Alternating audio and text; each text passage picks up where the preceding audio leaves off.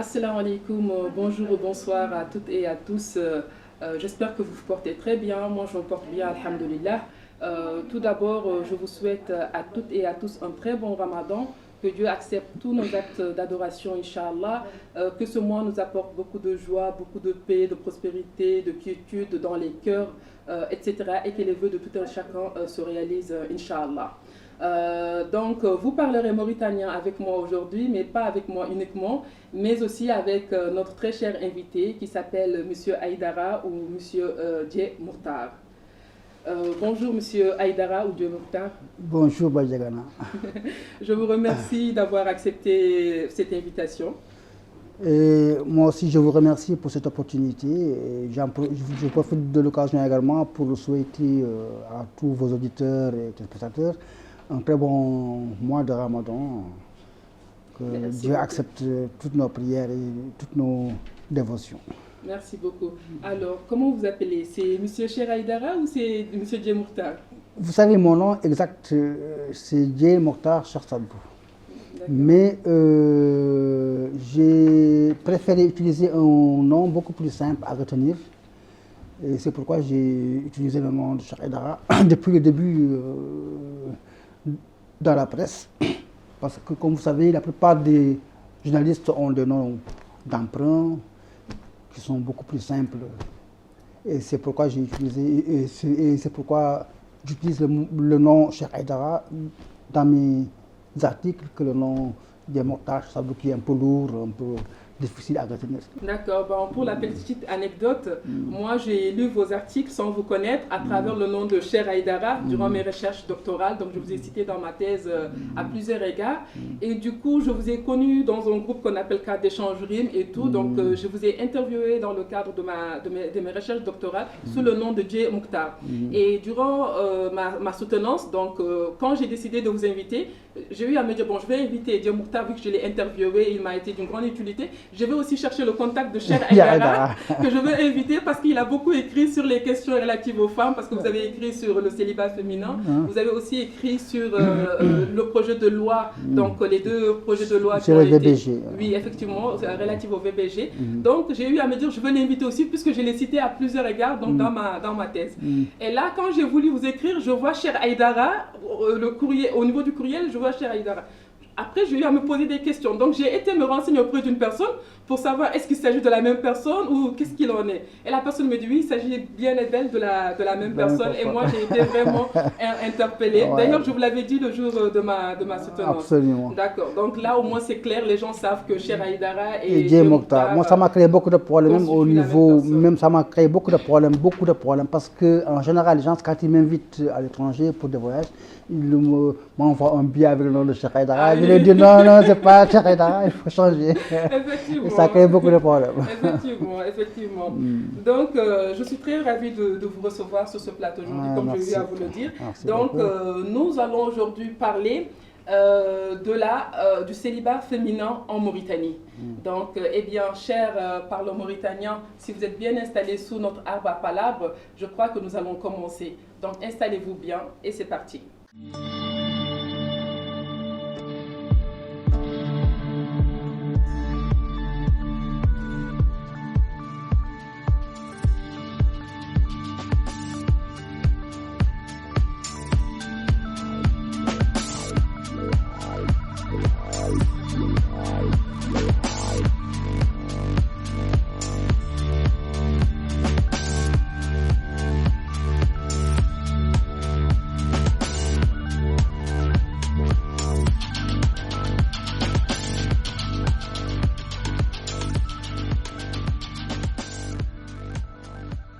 Donc, Monsieur Aïdara, vous avez écrit un article qui s'intitule « Le célibat des femmes, le probable titre d'une prochaine révolution en Mauritanie ».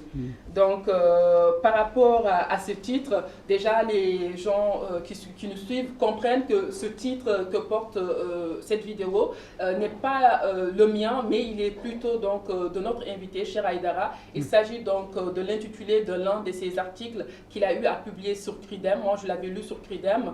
Mais malheureusement, avec le problème que CRIDEM rencontre actuellement, donc il n'est pas accessible. Mais néanmoins, nous mettrons certains extraits, les extraits que nous avons eu à relever, donc au niveau de la description. Donc, Monsieur Cheikh Aïdara, vous avez écrit cet article en 2013. Donc, est-ce que là, nous sommes en 2021, soit 8 ans après, on peut dire que cette révolution a eu lieu? Merci beaucoup, Benjamin, pour cette question. Mais moi, j'ai complètement oublié même cet article parce que ça fait 8 ans et j'ai écrit après beaucoup d'articles après. Et donc, j'ai été vraiment agréablement surpris lorsque vous m'avez rappelé cet article que j'avais écrit. Effectivement, moi je pense que cette révolution, elle est là, elle est dans nos foyers, elle est devant nos portes, parce que de plus en plus, même au niveau de l'ethnie maure, qui est une ethnie, on sait, très conservatrice par rapport au rapport de mariage, on entend de plus en plus de jeunes filles maures réclamer la polygamie. Et ça, c'est une révolution, c'est une très grande révolution. Et vous venez également de me révéler qu'au sein des communautés négro-africaines, que la SERA, c'est-à-dire le mariage secret, est de plus en plus pratiqué. Donc, je ne suis pas un prophète, mais quand même, je pense que mes prédictions sont en train de se réaliser. D'accord. Bon, nous reviendrons plus amplement sur la question de la polygamie ouverte ou celle cachée. Et dites-moi un peu, donc très souvent quand on parle de révolution, c'est plus dans le cadre politique, etc. Vous, de quel genre de révolution vous parlez? On peut dire qu'il s'agit d'une révolution matrimoniale? Parce que parler de révolution, c'est vraiment la révolution vient à la suite d'un acte violent et à la suite de cet acte, on voit qu'il y a un changement. Donc, vous ne trouvez pas que l'expression révolution est un peu fort, pour ne pas dire agressif? Non, je ne pense pas que ce soit très fort. La révolution est d'ordre social, elle n'est pas d'ordre matrimonial, ni d'ordre politique, elle est d'ordre social, qui sont dictées par des réalités qui sont là, qu'on ne peut pas... Et toute révolution n'est pas sanglante. On se rappelle de la révolution des Zéyés au Portugal où c'était des fleurs qu'on jetait aux soldats. Donc la révolution n'est pas tout le temps associée. C'est juste un bouleversement, sous le sens de bouleversement qui arrive à une époque donnée selon un contexte historique donné. Et c'est dans ce cadre que s'inscrivent effectivement les rapports matrimoniaux en Mauritanie. Et il faut dire aussi, également que sur ce plan, la Mauritanie se singularise par rapport à tous les autres pays. Hein. Sur le plan matrimonial, nous avons des réalités qui sont tout à fait spécifiques à la Mauritanie. Effectivement, effectivement. Dans votre article, vous dites que le célibat féminin est un phénomène qui est observable à l'œil nu. Bon, c'est comme ça que je paraphrase ce que vous avez eu à dire. D'ailleurs, dans ce cadre, vous avez écrit ce qui suit. À défaut de statistiques, les observateurs jugent au pif par simple évaluation. Or, les données subjectives disponibles par ce procédé font entrevoir un taux inquiétant de femmes célibataires, jeunes filles qui attendent avec anxiété un premier mari, veuves ou divorcées, qui ont fini par désespérer de voir un jour leur fardeau et soucis partagés avec un homme. Alors, qu'en est-il de ce paragraphe? Qu'en est-il de cette observation? Comment vous êtes parvenu à faire cette observation? Qu'est-ce qui vous a interpellé dans ce cadre? Qu'est-ce qui vous a poussé à rédiger cet article? Il y a eu, bien sûr, un tas de choses qui explique justement donc, cette détermination et la rédaction de cet article. Est-ce que vous pouvez un peu nous mettre dans le bain afin que l'on comprenne tout cela? Bon, effectivement, vous savez, dans mes missions de terrain, j'ai sillonné pratiquement toutes les localités de la Mauritanie. Hein, j'ai pratiquement visité toutes les régions du pays. Bon, Saga, même avant même que je ne sois dans les milieux de la presse, parce que j'ai fait des années d'enquête statistique, durant lesquelles j'ai visité pratiquement tout le pays. Et dans mes missions, j'ai rencontré pas mal de milieux où le problème de mariage, de célibat est très récurrent dans les débats, dans les discussions. Les femmes en parlent en riant. Quand on vient, ils nous disent ben, est-ce que vous avez amené des mariés avec vous? Est-ce que vous nous avez amené des maris. Et ça, je l'ai remarqué de partout. Hein. Dans toutes les régions où je suis parti, j'ai remarqué que les femmes, que le taux de célibat était très élevé. Et même au niveau des grands centres urbains comme Nouakchott, par exemple, vous voyez une famille où il y a 7 ou 8 filles qui sont là, qui ne sont pas mariées. Effectivement. Ça m'étonne de voir autant de filles qui sont là, célibataires, et qui ne parviennent pas à trouver de mari. Il y a même des femmes qui arrivent jusqu'à un âge très avancé sans être jamais mariées. Effectivement, effectivement. Ouais. Et cette anxiété dont vous parlez, cette anxiété que vivent cette population féminine non liée matrimonialement, selon vous, comment elle se présente, comment elle est vécue, comment elle se développe? Qu'est-ce qu'il explique aussi? Bon, en tout cas, les explications, il y a beaucoup d'angles d'explications. La première chose, c'est moi, je vais me référer un peu à l'étude qu'a faite un certain Abdullah Oulkebt en 1994 sur la nuptialité et la mobilité conjugale, où il avait étudié l'aspect des mariages sous deux aspects, un aspect sociologique et un aspect démographique, en partant de données dans les sociétés de pré-marchandes, c'est-à-dire les sociétés avant le capitalisme et les sociétés marchandes. Et il a remarqué que lors de la période de pré-marchande amoureuse, les couples étaient beaucoup plus stables. Mais après, maintenant, avec le capitalisme, avec l'économie, etc., le mariage s'est un peu monétarisé, comme il a dit lui-même. Ça s'est monétarisé. Et parallèlement, nous avons en face de nous une masse extrêmement importante de jeunes au chômage, même de grandes personnes qui sont au chômage.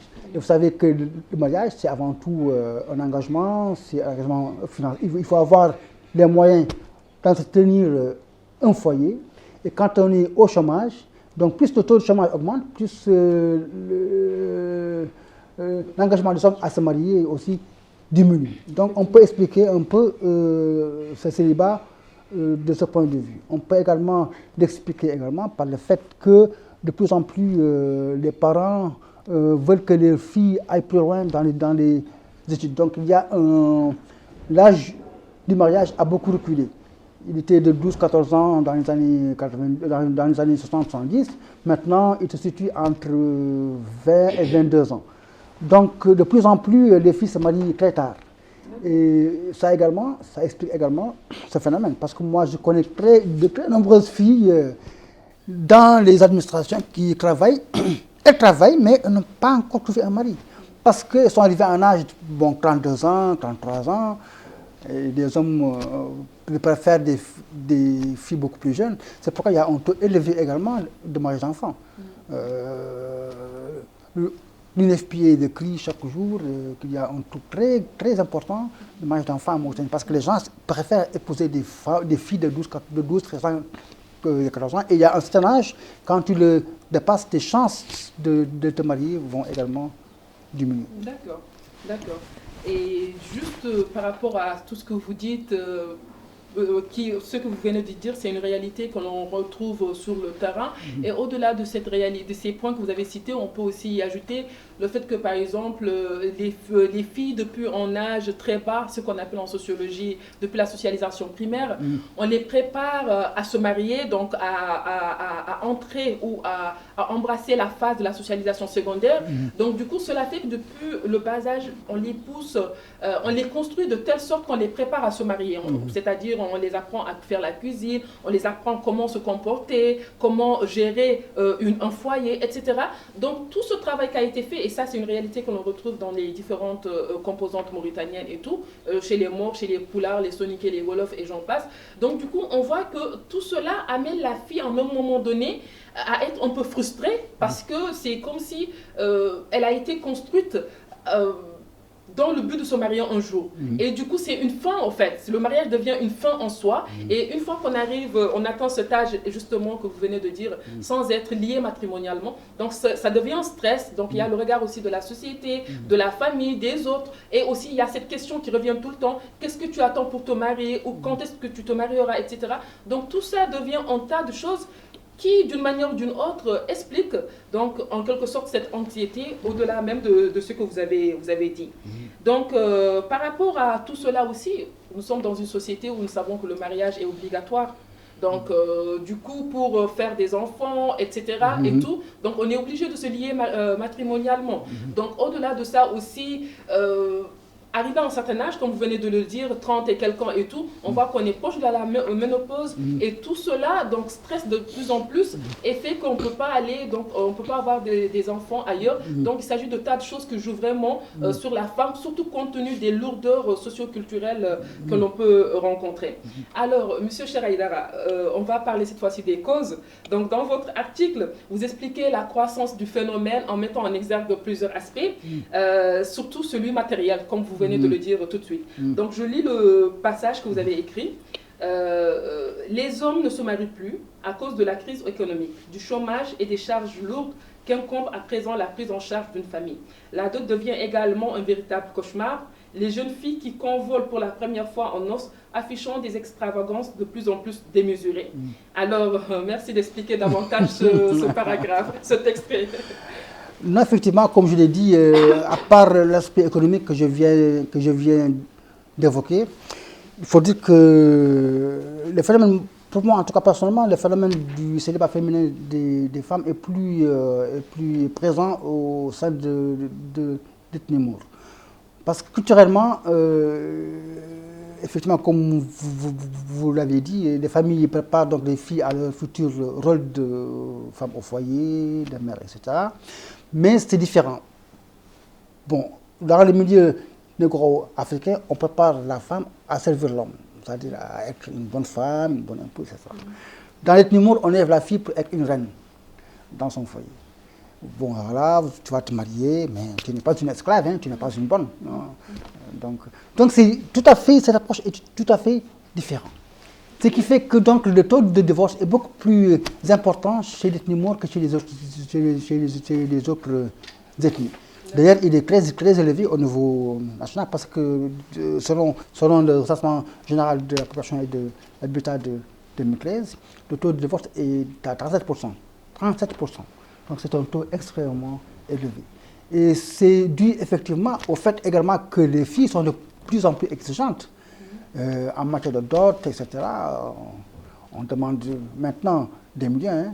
Ce n'est plus comme avant où on se contentait de 100 000 ou bien de 200 000. Maintenant, c'est tel à amener 5 millions, plus une voiture, plus... Bon, et là, les autres filles disent comme moi aussi, comme que tel s'est marié à 5 millions, moi aussi, je vais attendre que quelqu'un qui a 5 millions vienne me voir. Et là, elle attend, bon, elle va y arriver. Et on glisse d'un âge à un autre. On tombe dans un âge où on a très peu de chances de se marier. Et ça aussi, c'est également explication du taux élevé de célibat. Donc, pour résumer, les différentes causes qui expliquent le phénomène du célibat féminin en Mauritanie, selon M. Cheikh-Aïdara, sont la crise économique, le chômage, la dot qui est exorbitante, les dépenses importantes engagées durant les noces nuptiales. Donc, cela ressort à travers son article et aussi à travers les points qu'il vient d'évoquer. Monsieur Cheikh-Aïdara, vous parlez aussi de l'importance ou du rôle que jouent les médias sociaux dans le cadre de la diminution entre guillemets de ce célibat féminin. Vous en parlez en termes comme étant un moyen qui atténue, si on peut le dire, ce célibat. Est-ce que vous pouvez revenir un peu là-dessus? Oui, mais j'ai atténué, j'ai dit que j'ai dit qu'effectivement c'est un moyen, les réseaux sociaux, parce qu'il y a des plateformes de rencontres, etc. Il y a beaucoup de sites de rencontres mondaines, il y a même des mariages qui se font à travers WhatsApp, à travers les réseaux sociaux. Moi, je connais beaucoup de filles qui sont mariées à des gens qui sont en Arabie Saoudite, qui se sont connus à travers Facebook ou à travers les réseaux sociaux. Mais je pense que c'est encore très minime, que vraiment ce n'est pas de cette ampleur, d'une ampleur telle qu'elle peut résorber le taux de célibat. Il y a des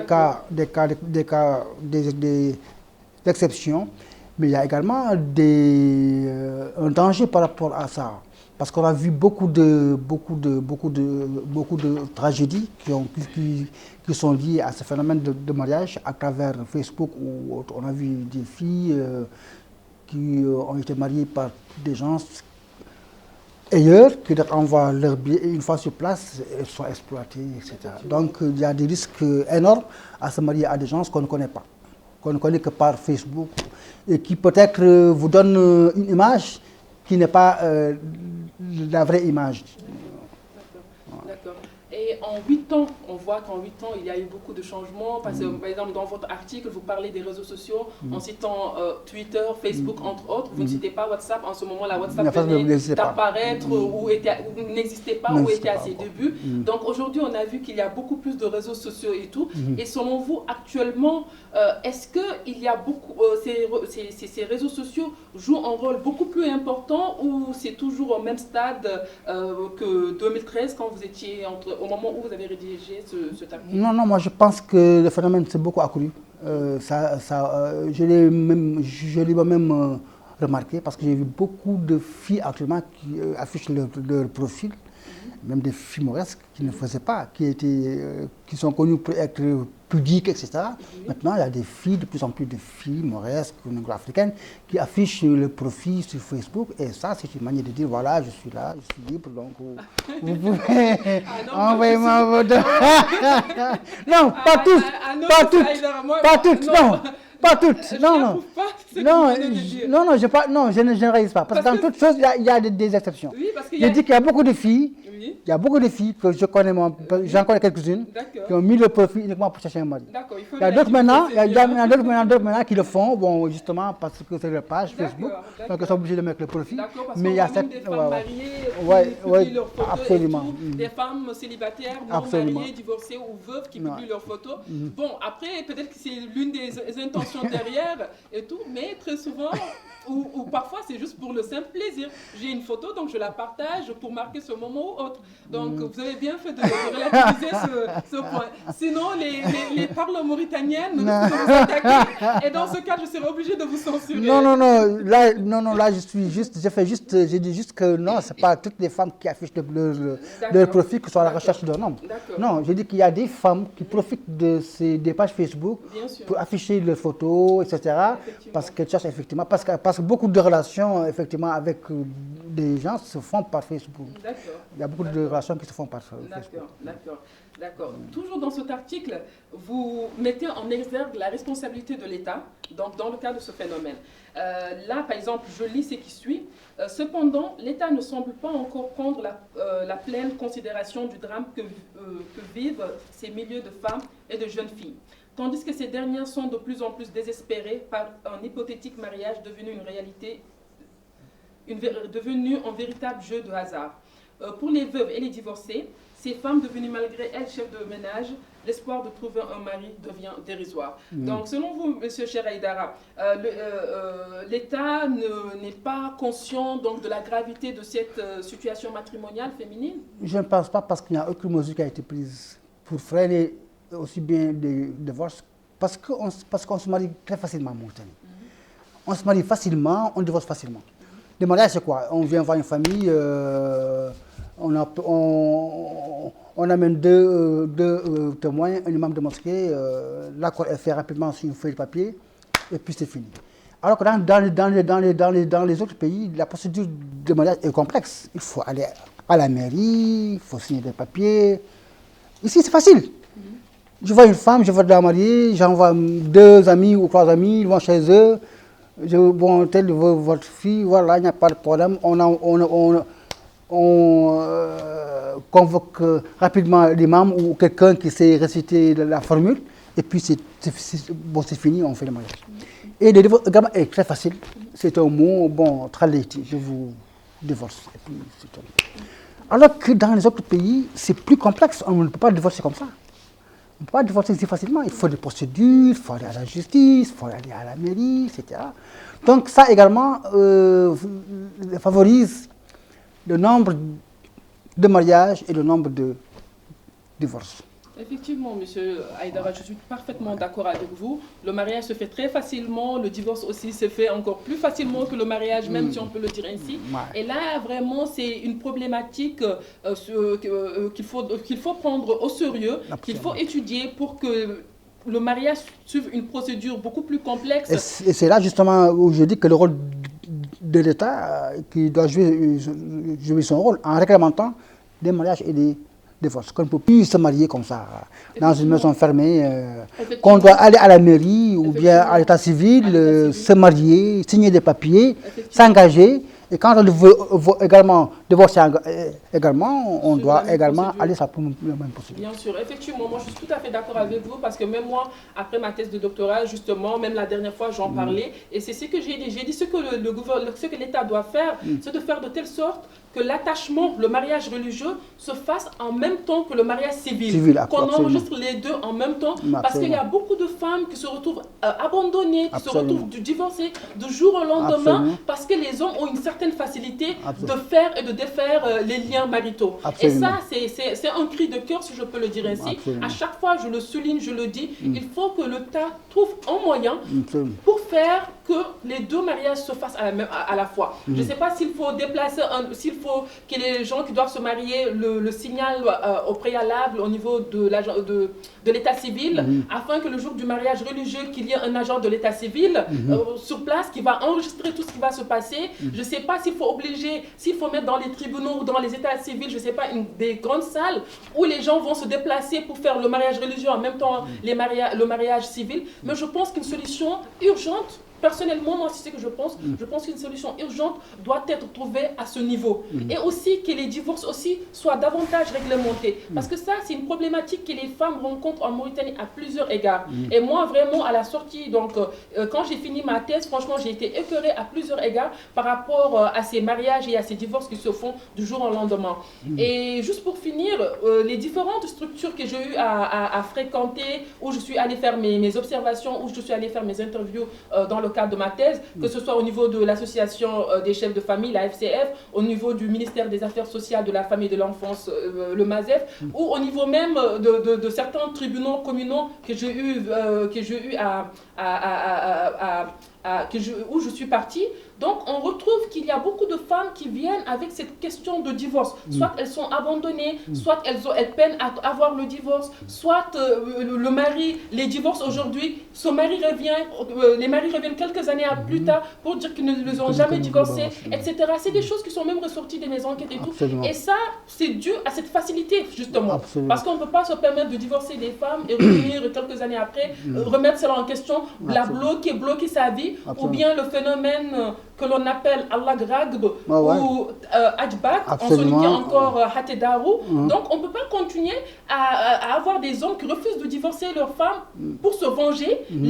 Ils les laissent comme ça pendant des années et ensuite un jour ils viennent. Donc ça veut dire que les hommes ont beaucoup de liberté et cette liberté font qu'ils utilisent ce pouvoir qu'ils ont. Ils ont beaucoup de pouvoir plutôt et ce pouvoir les amène à agir, à réagir de façon malsaine tout simplement. Donc je pense que là, il y a l'État qui doit vraiment jouer un rôle très important parce que ce sont les faits sociaux qui font les lois et là, il s'agit d'un phénomène social très important qui existe en Mauritanie et les différentes organisations qui travaillent sur ces questions, que ce soit les organisations de la société civile, celles juridico-judiciaires ou celles encore ministérielles, donc étatiques, toutes ces institutions disent la même chose, soulignent la même chose, donc je pense qu'il faut vraiment prendre ça donc, au sérieux. Donc 8 ans après cet article, vous pensez que l'État n'est toujours pas impliqué dans ces questions, M. Aïdara?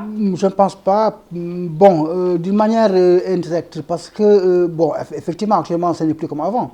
Actuellement, l'état civil est beaucoup plus exigeant par rapport au dossier. Les gens savent maintenant qu'il faut avoir un acte de mariage pour que les enfants puissent avoir des pièces d'état civil. Et ça commence un peu. Mais comme vous l'avez dit, c'est encore insuffisant.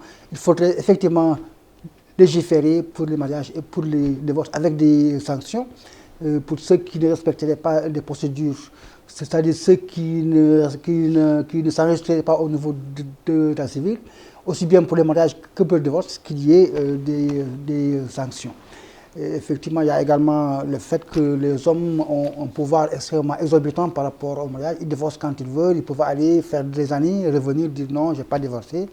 Là aussi également, il doit y avoir également des textes qui doivent régir tout ça. Effectivement, je suis vraiment d'avis avec ce que vous venez de dire. Et j'espère que les pouvoirs publics, les responsables, j'espère qu'ils vont nous entendre et qu'ils prendront davantage cette question au sérieux. Déjà, ils travaillent sur ça par rapport aux avancées que vous venez de noter, mais il reste un grand travail à faire sur ce plan. Et cela constitue l'un des blocages que rencontrent les femmes. Pour avoir fait le terrain, pour avoir écouté des gens, pour avoir interviewé des membres des différentes organisations, donc, Monsieur Haïdara, je confirme personnellement donc, les propos que vous venez d'avancer par rapport à cela. Monsieur Haïdara, je souhaiterais que l'on s'attarde un peu sur les femmes chefs de famille que vous avez soulignées à la fin de cet extrait. Effectivement, ces femmes, elles rencontrent beaucoup de difficultés au-delà même du fait de ne pas être remariées. Ces difficultés se situent au niveau de leur ex-mari qui fut simplement leur responsabilité. Parce que certains hommes, en divorçant de leur épouse, divorcent également de leur enfant, qu'ils ne fréquentent plus, qu'ils ne prennent plus en charge, etc. Et on sait que le mariage devient difficile parce que déjà, vous l'avez souligné, marier une femme demande des moyens. Et quand cette femme a des enfants avec elle, cela demande davantage de moyens parce qu'on n'aura pas à s'occuper d'une seule femme, mais d'une femme et de ses enfants qui sont les enfants de notre homme. Donc cela, on peut dire, constitue un fardeau donc pour ces femmes. Et aussi, ça retarde leur célibat, si on peut le dire ainsi. Bon, il y a un phénomène extrêmement important, extrêmement intéressant à Mauritanie, c'est que les femmes qui sont déjà mariées ont plus de chances de se marier que les jeunes filles qui n'ont pas encore prévu de marier. C'est un paradoxe mauritanien. Et on a vu beaucoup de femmes se marier, divorcer, se remarier, divorcer plusieurs fois. Alors qu'il y a des filles qui attendent le premier mari qui ne trouvent pas. Effectivement, comme vous avez dit, effectivement, l'instabilité de la cellule familiale se répercute sur la société. Et beaucoup d'hommes, effectivement, ne prennent pas en considération leur responsabilité par rapport à leurs enfants. Beaucoup d'entre eux, quand ils divorcent la fille, leur femme, ils oublient également qu'ils ont des enfants et qu'ils doivent nourrir, qu'ils doivent éduquer, qu'ils doivent prendre en charge. Beaucoup de problèmes qui se trouvent au niveau du MASEF sont liés à ça. Il y a une cellule pour les litiges familiaux au niveau du MASEF qui ne s'occupe que de ça. Des hommes qui sont partis et qui abandonnent également leurs enfants en charge qu'une femme qui ne travaille pas, qui n'a pas de revenus, doit élever, etc. Bon, beaucoup d'entre elles comptent sur la solidarité familiale, les oncles, la famille paternelle ou bien la famille maternelle, pour les aider à élever ces enfants. Résultat, c'est qu'il y a beaucoup d'enfants qui ne vivent pas avec leur père en Mauritanie. Et il y a beaucoup d'enfants également qui ne vivent ni avec leur père ni avec leur mère. C'est-à-dire, et ça peut un peu expliquer le taux de criminalité auquel on assiste en Mauritanie. Nous avons le taux de criminalité le plus élevé de la sous-région. Et ça, c'est dû à quoi? En grande partie, c'est dû à ces phénomènes de divorce des enfants qui n'ont plus de repères, qui n'ont pas un père qui les éduque, qui les accompagne. Leur maman, peut-être, n'a pas les moyens également de subvenir à leurs besoins. Et ces enfants deviennent des délinquants, des drogués. Et les chiffres sont effrayants. Les chiffres de banditisme à Mauritanie sont effrayants. Il y a énormément d'enfants qui sont laissés à la débauche. Et ça, c'est l'une des conséquences dramatique du célibat des femmes et des divorces. D'accord, M. Haïdara, merci. Et ce point montre davantage pourquoi cette question doit être davantage prise au sérieux par les politiques publiques. Parce que quand vous parlez de l'éducation, quand vous parlez de la délinquance, de la criminalité, etc., ça prouve qu'on doit vraiment tirer la sonnette d'alarme afin que l'on essaie d'appréhender cette question et que l'on essaye d'y apporter donc, des solutions appropriées pour que l'on vive mieux en société, tout simplement. Monsieur Aïdara, donc vous avez dressé une liste de solutions dans votre article et cette liste de solutions se résume à 3 grands points, à 3 grandes solutions, si on peut le dire ainsi. Pour vous, la première des choses à faire, c'est de diminuer la dot durant le mariage. Donc à ce propos, je lis ce que vous avez écrit. Les pouvoirs publics peuvent par exemple fixer un seuil minimum pour la dot en sanctionnant sévèrement les contrevenants, ce qui contribue à dilapider des fortunes au cours d'un mariage avec des dots faramineuses. Donc, vous pouvez nous en dire plus par rapport à ça? Bon, là, effectivement, il y a une propension à dépenser beaucoup plus qu'on doit le faire. Et ça, on le remarque, ce qui est bizarre, c'est que c'est au niveau des familles les plus pauvres qu'on gaspille le plus. Alors que chez les familles riches, moi j'ai remarqué que les familles riches dépensent très peu dans les mariages. C'est vraiment des mariages très sobres. Alors que chez les familles pauvres, c'est là où il y a les défilés, c'est là où il y a la case où Maurice Centre, c'est là où on invite des griots, on fait du tout. Et ils se retrouvent le lendemain sans pouvoir même pas acheter une miche de pain. Moi, j'ai vu des familles qui ont célébré des mariages et le lendemain, ils n'ont pas de quoi acheter une miche de pain. Donc, effectivement, l'État doit jouer un rôle important pour réguler un peu ce genre de comportement. Bien qu'il y a déjà des ethnies maures qui ont déjà fixé, eux, leur dot. Il y a des ethnies maures, même si tu leur amènes 5 millions, ils ne prendront que 20 000 billets. Ils vont restituer le reste. Il y a d'autres qui ont fixé à 100 000, même si le mari amène 10 millions, ils ne prendront que ces 100 000-là et ils vont retenir le reste. Vous faites allusion au tapis? Hein? Vous faites allusion au tapis? Effectivement. Effectivement. Ouais. Et vous pensez que c'est une bonne pratique? Oui, moi je pense que c'est une très bonne pratique. Dans la mesure où les gens... Bon, il y a également le fait également que les familles le font pour ne pas faire ce qu'on appelle le vesra. Tu connais le vesra? Le vesra. Parce que quand ils prennent l'argent, ils sont obligés donc d'ameublement de la fille, ses ustensiles, ses habits, les habits de toute la famille, de tous les beaux-parents. À commencer par le père, il faut lui acheter un beau bazin de trucs, des chaussures, les 100 000 guias, la maman, les tantes, etc. Donc pour éviter tout ça, ils préfèrent ne prendre que le strict minimum. Effectivement, effectivement. Et même aussi, même au niveau de la société négro-mauritanienne, on voit certaines entités aussi qui ont fixé une sorte de tatoué aussi. Donc, mais bon, après, c'est pas là, c'est surtout au niveau de la dot. Par exemple, certains soniqués de Kaidi, ceux qu'on appelle les 11 et tout, de la confrérie de Palikaba, par exemple, eux, par exemple, il y a une dot, il y a une somme qui est fixée pour la dot et il ne faut pas la dépasser. Donc, ça retrouve un peu le tatoué, mais seulement au niveau du tatoué, il y a le vestra et le règle qui ne sont pas pris en considération. Il y a une question que je voulais vous poser, moi. C'est moi qui vous pose la question.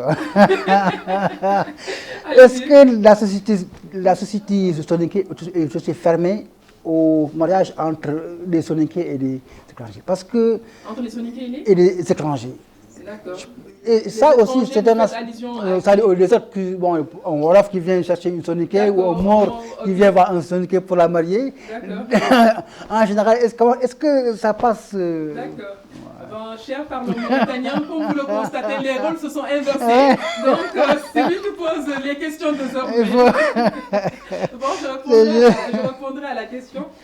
En fait, la société soniquée est une société conservatrice, mais il faut noter que cette société a beaucoup changé. Donc, elle a connu beaucoup de mutations, on va dire, sociales. Donc, de nos jours, elle est de plus en plus ouverte, quoique elle demeure très conservatrice. Donc, avant, on n'acceptait pas que le mariage se fasse même entre certains groupes soniqués et tout. Donc, par exemple, de 2 régions ou autres, de 2 confréries différentes ou autres. Mais aujourd'hui, on voit que cela est fait, il est accepté. On voit aussi qu'il y a des gens qui se marient avec des Peuls, qui se marient aussi avec des Maures, qui se marient aussi avec des Wolofs et tout. Donc, franchement, il faut noter qu'il y a une forte évolution donc, à ce niveau. Mais les mariages se font plus entre les Soninké, entre eux, que ce soit des deux régions de Kaïdi et du Gongol, et aussi entre plus les Soninké et les Pulaars, plus, beaucoup moins avec les Wolofs et les Maures, quoique actuellement, on voit qu'il y a il y a des transformations sociales qui ont permis cela. Mais je le dis et je le répète, la société soninké demeure une société très conservatrice.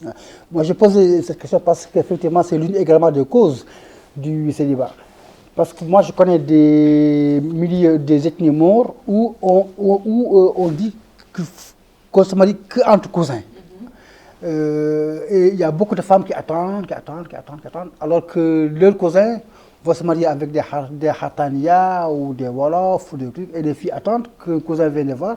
Finalement, elles ne voient personne venir et elles vieillissent sans se marier. Maintenant, elles se sont révoltées, elles n'attendent plus le cousin, quel que soit l'homme qui va venir les marier, même un Pulaar ou je ne sais pas quoi, un Soninké, elles sont prêtes à se marier avec lui. Moi, j'ai des cousines qui, parce que dans notre milieu à nous, il y a quelques années déjà, on ne se mariait pas en dehors de la famille. Pour les femmes, mais pour les hommes, ils se marient en dehors de la famille. Et effectivement, ça a créé beaucoup de frustration, beaucoup de clics. Et ce qui fait qu'aujourd'hui, les femmes de notre milieu se marient avec d'autres gens. D'accord.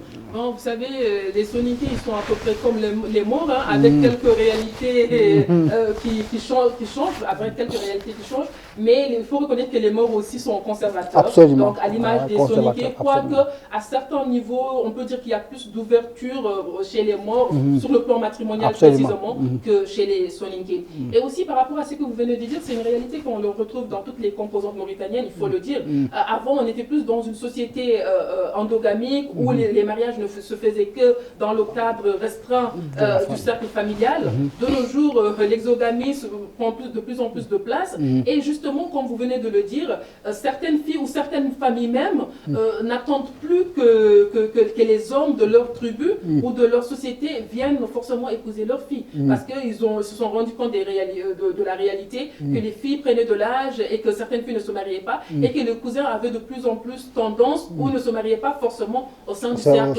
familial. Donc, avec tout ce qui se passe, avec ce qui se passe dans la case ou sous la tente du voisin ou de la voisine, donc ça pousse à un certain éveil de conscience, si on peut le dire ainsi, et ça pousse les gens à donner leurs filles aux hommes qui veulent les épouser quand leurs filles veulent surtout laisser hommes. Donc tout ça, ça entre dans le cadre du célibat. Parce que quand il y a des changements au sein d'une société, ces changements sont causés par des faits qui existent. Donc le célibat féminin pousse justement à l'exogamie, et ça pousse aussi, quoique parfois l'exogamie est conditionnée, il faut le souligner, et aussi ça pousse aussi donc justement donc à la polygamie, et plus particulièrement donc à la Syria, sur laquelle nous allons justement donc revenir.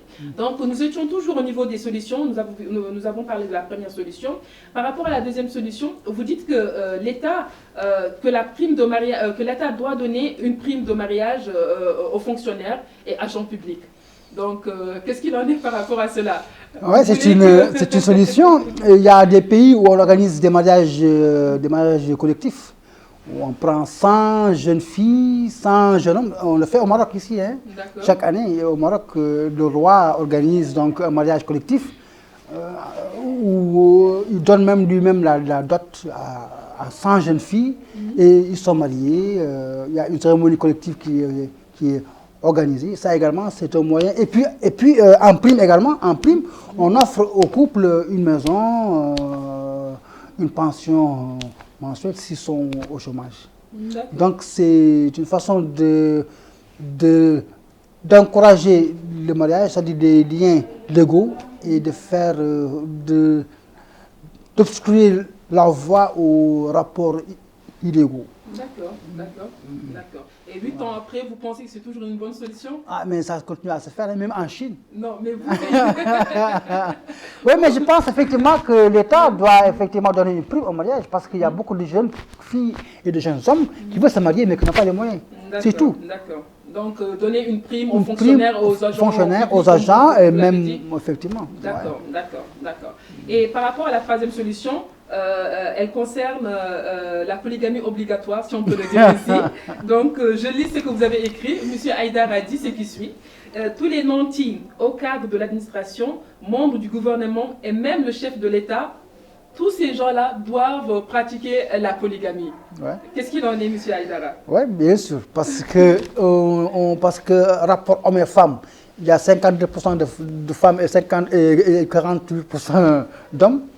Donc les femmes sont plus nombreuses que les hommes, ça c'est de un.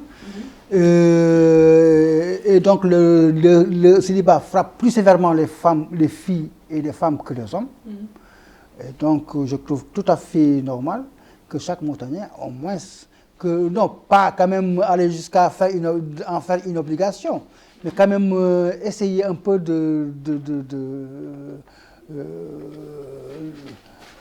d'engager peut-être une campagne de sensibilisation parce qu'il n'y a aucune raison que le prophète ait fait la polygamie et que nous, on est censé suivre la sunna et qu'on refuse de faire la polygamie. Alors qu'on est censé suivre le prophète dans tout ce qu'il fait, dans tout ce qu'il dit, et on dit non, non, non, la polygamie, on ne veut pas. Donc vous ne suivez pas donc, la sunna du prophète, donc ça également c'est un... Et l'autre fait que je voulais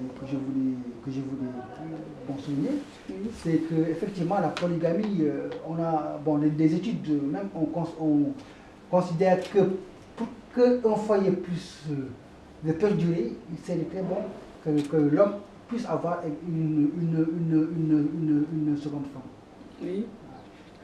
Au lieu de divorcer et d'aller se marier, avoir par exemple une femme et des enfants qu'on va abandonner et on sait qu'on ne pourra plus les prendre en charge, mais pourquoi pas ne pas encourager plutôt la polygamie que d'encourager le divorce. Entre la polygamie et le divorce, c'est ça la question. D'accord. Monsieur Haïdara, je crois que les femmes qui sont contre la polygamie risquent de vous attaquer. Elles risquent même de ne plus lire vos articles. Bon, c'est votre point de vue, donc on ne peut que prendre très bonne note et aussi l'accepter. Mais monsieur Haïdara, les femmes, par exemple, qui ne veulent pas de la polygamie, elles ont le droit de négocier leur contrat de mariage avant qu'il y ait l'attachement. Elles ont le droit aussi donc d'imposer la polygamie à leur conjoint. Donc c'est un choix aussi qui revient à ces femmes, on peut le dire. Certaines femmes ne sont pas contre la polygamie, mais d'autres sont contre la polygamie, même si qu'elles soient nombreuses ou minimes. Mais quand même, quel que soit leur poids, il faut prendre en considération leur choix, leur avis. Non, vous savez que ce problème de monogamie ou de polygamie est déjà réglé dès le début.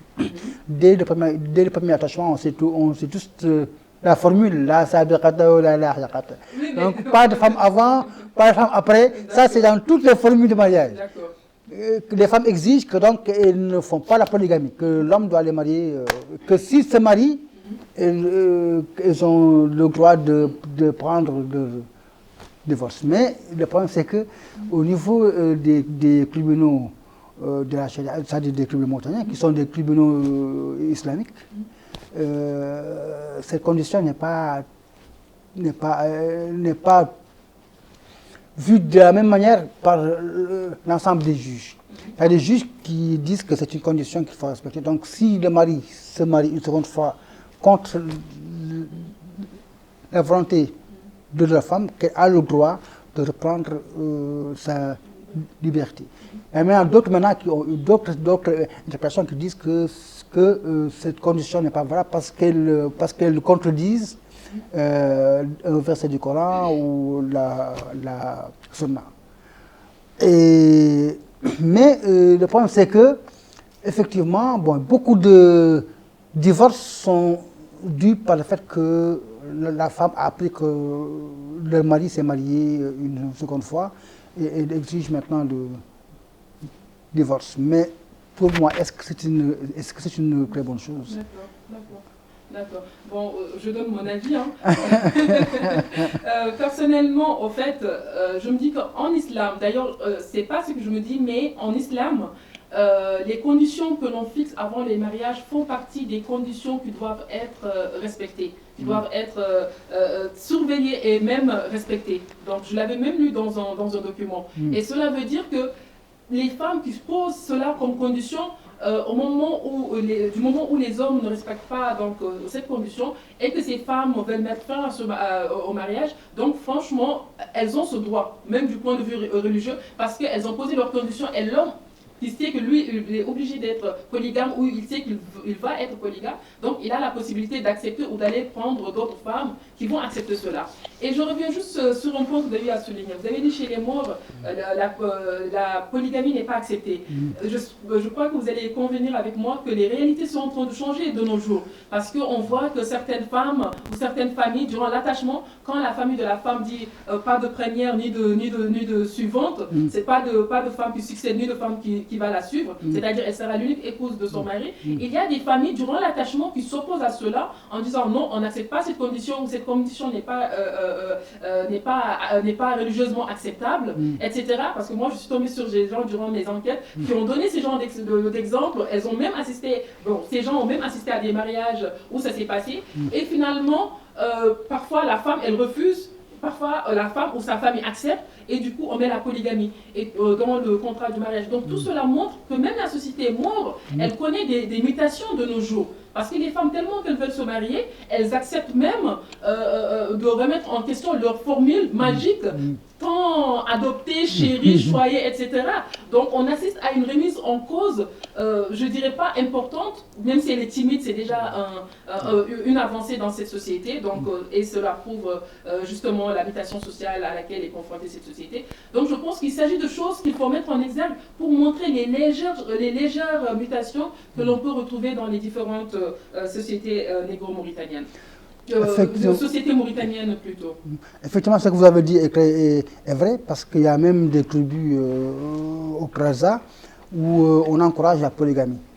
Un phénomène vraiment très nouveau où c'est des érudits morts qui disent voilà, il faut que les femmes acceptent la polygamie. Et il y a de plus en plus également de femmes mauresques qui prennent même la polygamie. Bon, c'est encore très marginal, mais effectivement, on assiste de plus en plus au fait que des femmes acceptent la polygamie. Mais contrairement à la société négro-africaine où les femmes vivent dans une même maison, les mauresques, elles, ne l'acceptent pas. Elles préfèrent qu'on loue un appartement, même si l'homme va à une épouse, mais quand même, elle ne veut pas partager le même espace que leur co-épouse. Il faut même, de passage, noter aussi qu'au niveau même des négro-mauritaniens, où la polygamie est un phénomène culturel accepté, on ne la pratique pas en cachette, il faut noter que même dans cette société, il y a des changements que l'on peut observer. Par exemple, il y a des femmes, quand elles se marient négro-mauritaniennes, qu'elles soient Pula, Wolof ou Soninké, quand elles se marient, elles exigent la monogamie avant même le mariage. Et cela montre aussi un certain changement que connaissent ces différentes entités sociales. C'est pour à la fin dire que les deux grandes communautés mauritaniennes, Maure et négro-mauritaniennes, cohabitent ensemble et du coup chaque communauté prend des habitudes de l'autre. Donc ça peut simplement être expliqué par l'influence de cette cohabitation en fait. Et moi je pense qu'il y a de plus en plus que les filles négro-mauritaniennes, les femmes négro-mauritaniennes s'inspirent beaucoup plus des Maures que le contraire. Parce que maintenant, ils ont les mêmes exigences que les mauresques. Il me faut une bonne, je n'achète pas une autre femme avec moi, et tu me fais ceci, tu m'achètes cela. Ils sont devenus exigeantes comme les mauresques, exactement. Alors qu'avant, elles étaient très soumises à leur mari, ils n'étaient pas exigeantes du tout, ils n'avaient pas beaucoup de caprices. Ils étaient vraiment créés. Maintenant, ils ont pris des habitudes qui ne sont pas, à mon avis, des habitudes des négro-mauritaniens authentiques. Monsieur Haïdara, toujours par rapport à la troisième solution, vous pensez que le chef de l'État, comme vous l'avez dit, peut amener les membres du gouvernement et d'autres personnes à prendre de secondes épouses ou voire à prendre plusieurs autres épouses? Non, ça c'est exagéré. Ça c'est exagéré. En tout cas, ce serait vraiment l'idéal. L'idéal que le chef de l'État donne lui-même exemple, ainsi que les membres du gouvernement. Comme il était vacciné en direct, qu'ils fassent également un mariage collectif avec les membres du gouvernement, D'accord. chacun d'eux avec une seconde épouse. D'accord. Bon, je pense que la première dame ainsi que les femmes des membres du gouvernement vont être contre vous. Donc, vous risquez d'avoir de sérieux problèmes. Donc, là, ça me fait penser à l'idée, au projet de Macky Sall pendant qu'il était candidat à la présidence. Il avait promis aux Sénégalais, particulièrement aux Sénégalaises, que le célibat féminin allait diminuer si jamais il était nommé. Si jamais il serait élu. Et on voit qu'après cela, quand il a été président, ces femmes sont revenues vers lui en criant, en disant que Macky Sall n'a pas tenu à sa promesse, n'a pas respecté sa promesse. Donc vous voyez qu'il y a un problème. Après, on ne peut pas obliger les hommes à se marier. Donc Macky peut parler à son nom. Il peut se permettre de prendre 2, 3, jusqu'à 4 épouses. Mais dire que les Sénégalais aussi le feront, que le célibat féminin va diminuer, vous ne trouvez pas que c'était osé de sa part, si je peux le dire ici? C'est même très osé parce qu'effectivement, on décrète pas, on ne peut pas forcer quelqu'un à se marier. Un homme qui ne veut pas se marier, tu ne peux pas l'obliger à se marier. Une femme qui ne veut pas se marier, tu ne peux pas l'obliger à se marier. Donc le chef de l'État, quel que soit son pouvoir, ne peut pas obliger qui que ce soit à se marier ou à ne pas se marier.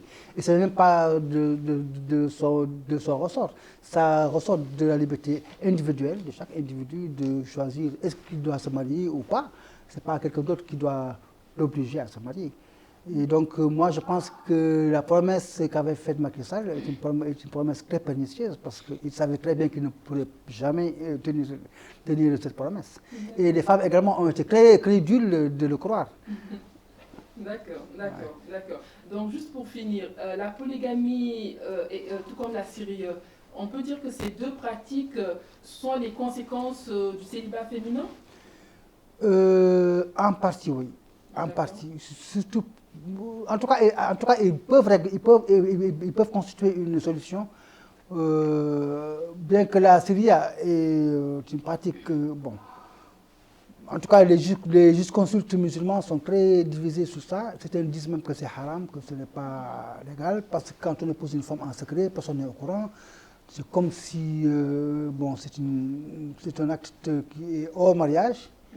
Un acte illégal parce que les enfants qui naissent, est-ce que tu vas les reconnaître ou pas? Est-ce que ces enfants auront une reconnaissance que tu es leur père? Comme que tu as caché leur mère, est-ce que tu ne vas pas également les cacher? Bon, c'est des gens de plus comme ça qui... Et les gens préfèrent même épouser des femmes qui ne trouvent pas d'enfants que d'épouser des filles qui vont... Bon, il y a eu des cas où après, juste quand l'enfant est né, ça a éclaté, ça a fait un scandale. Parce qu'il n'y a pas un enfant qui va naître sans qu'au moins les parents du père ne soient au courant. Et par ricochet, la femme, la légitime également, va être au courant que vous avez eu un enfant et ça va faire un scandale. D'accord.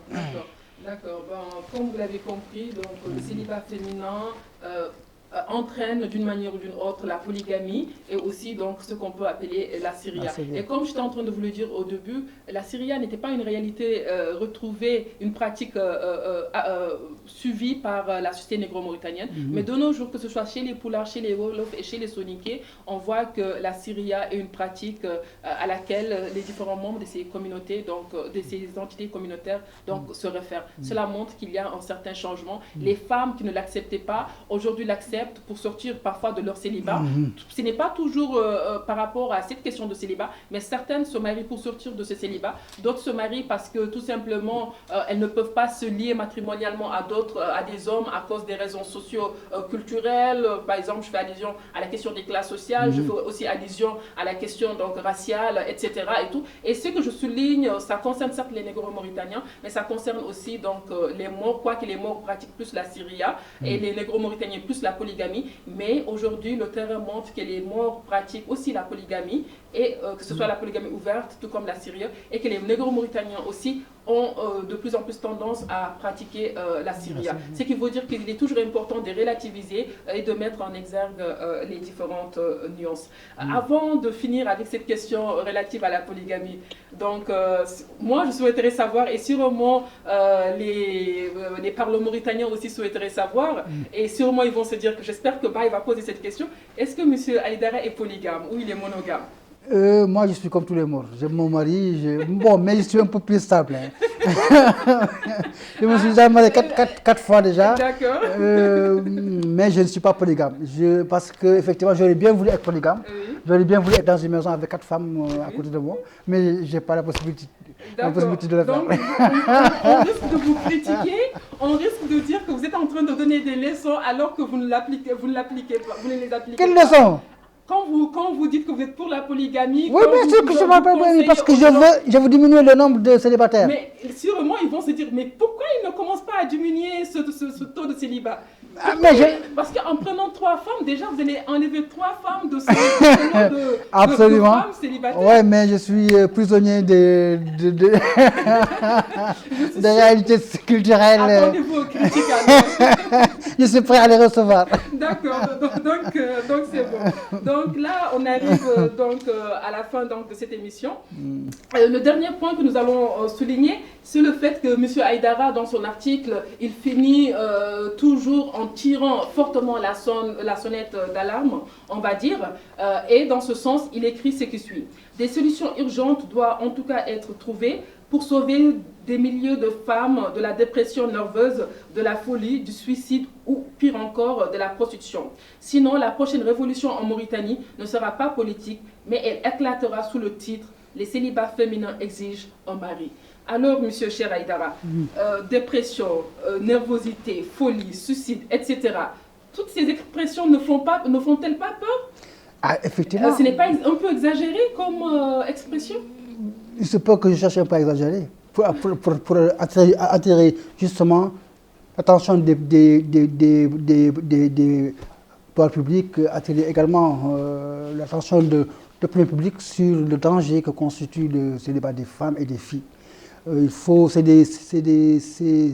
Parce que les femmes n'ont pas, comment dirais-je, ce ne sont pas elles qui vont les marier, elles attendent qu'on les marie. Si elles avaient la possibilité de marier, c'est-à-dire d'être à la place d'un homme et d'aller chercher un homme, elles l'auraient fait.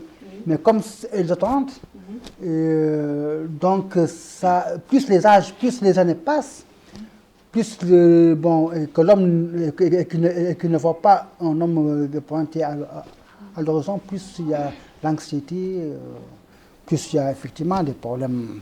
On se demande, mais qu'est-ce que j'ai? Pourquoi toutes mes sœurs ou toutes mes cousines ou toutes mes amies sont mariées et moi? Donc ça crée un traumatisme extrêmement grave chez la fille, chez la femme qui ne s'est pas mariée, que ça peut la pousser au suicide, parce qu'on sait que de plus en plus on a des suicides à Mauritanie, alors qu'il y a des années, on ne pense même pas que Mauritanie peut se suicider. Mais maintenant, chaque jour, on nous parle de jeunes qui se suicident, de jeunes filles qui se suicident, etc. Plus de femmes ou plus d'hommes? Il y a des hommes, il y a des femmes. D'accord, d'accord. Donc, est-ce que parmi ces suicides de jeunes filles, est-ce qu'il n'y a pas quelque chose qui est lié? Parce qu'il y a des filles qui se sont suicidées, apparemment elles voulaient se marier avec quelqu'un, les familles ont refusé, etc. Elles se sont suicidées.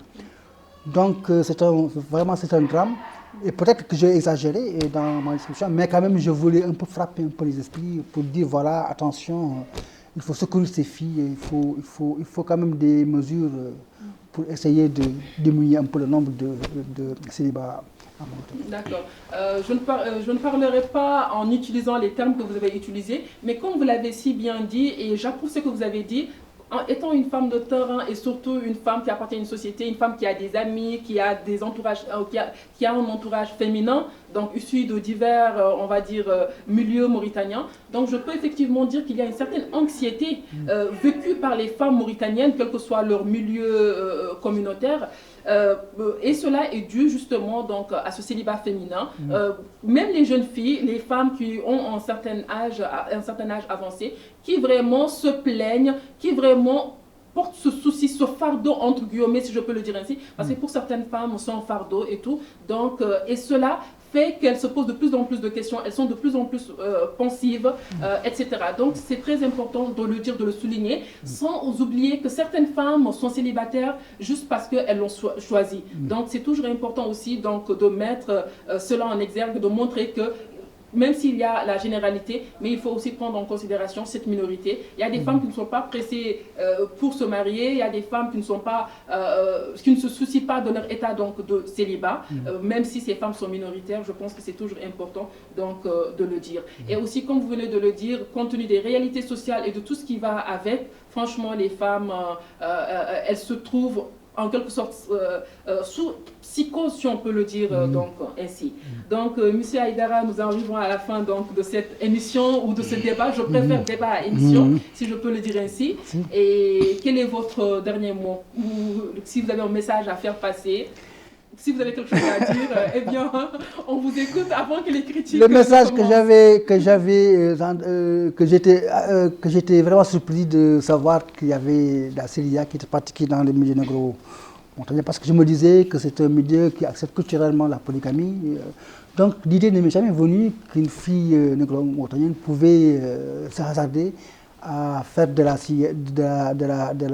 Syria, ce qui donc veut simplement dire que le phénomène du célibat des femmes a atteint un tel degré que même dans les milieux où,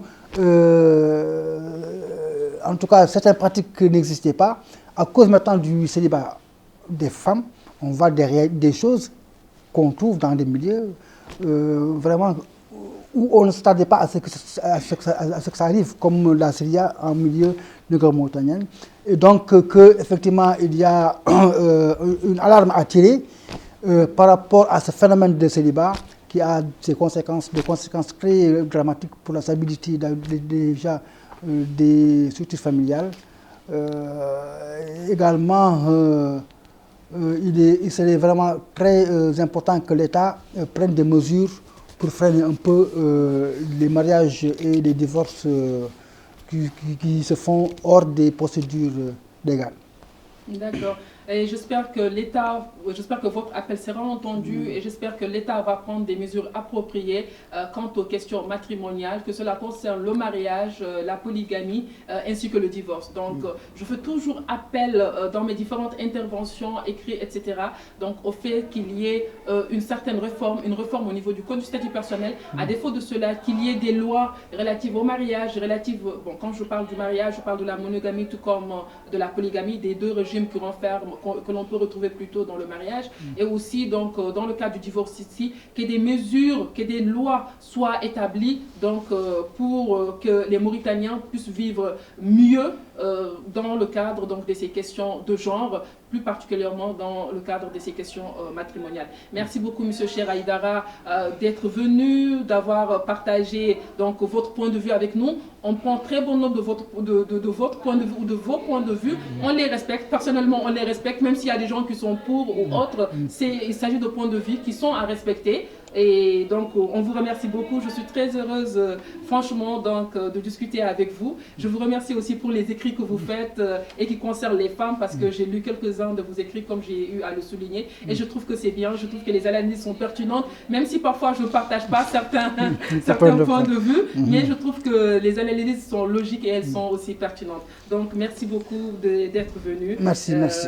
À Parlons Mauritanien. Merci beaucoup. Chers Parlons Mauritaniens, nous arrivons à la fin donc, de ce débat. J'espère que vous l'avez apprécié. Donc, merci de faire des commentaires, de donner vos points de vue.